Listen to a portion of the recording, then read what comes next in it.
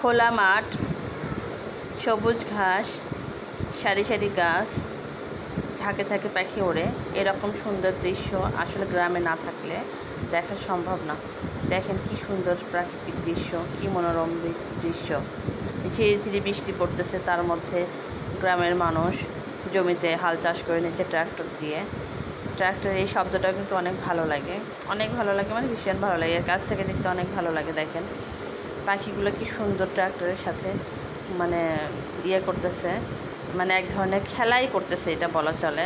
বৃষ্টি পড়ছে, এর মাঝে পাখিগুলো একদম আপনার হচ্ছে গিয়ে ট্র্যাক্টরের গায়ে লেগে পড়তেছে। মনে হচ্ছে ট্র্যাক্টরটা যখন আসতেছে মনে হচ্ছে পাখিগুলোকে পিষে ফেলবে। ভালোভাবে খেয়াল করে দেখবেন, দেখেন কি অপরূপ লীলা গ্রাম বাংলার। এটা আসলে গ্রামে না থাকলে মানে বোঝা সম্ভব না।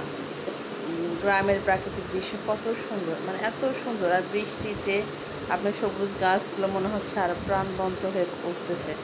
এত সুন্দর লাগতেছে, সবুজের সমারোহ। মাঠ ঘাট, নদী নালা একদম বৃষ্টিতে ছেয়ে গেছে, তারপরেও খুবই সুন্দর লাগতেছে।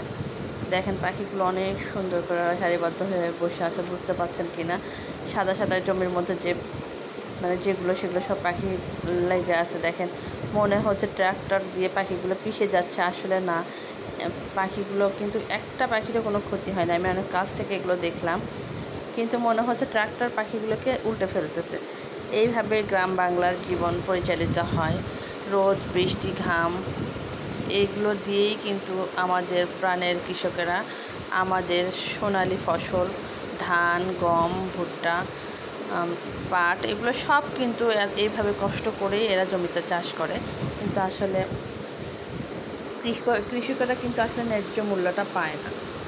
যাই হোক, সেটা নিয়ে অন্য একদিন কথা বলবো। এই যে দেখেন আমার বাড়ির সামনে সুন্দর পাট ক্ষেত। এখানে শুধু এই পাট ক্ষেতটা করা হয়েছে যার জমি থেকে উঠে এরা বিক্রি করবে। এটা আমার না, এটা অন্যজনের। এই যে দেখেন গ্রামের মানুষেরা কত কষ্ট করে। এই আপনার বৃষ্টির মধ্যে গরু বের করছে মাঠে নিয়ে যাওয়ার জন্য। দেখেন আসলে যারা শহরে থাকে তারা কিন্তু এই কষ্টগুলো বুঝবেন না, এই মজাগুলোও বুঝবেন। এটার মধ্যে মানে আলাদা একটা মজা আছে, এটা গ্রামের মানুষরা উপভোগ করতে পারেন না, জানেও না অনেকে। দেখেন দুইটা বাচ্চা, ছোটো ছোটো বাচ্চা গরু নিয়ে টানাটানি করতেছে। যাই হোক, ওরা আমাকে দেখে লুকাই গেছে। অনেক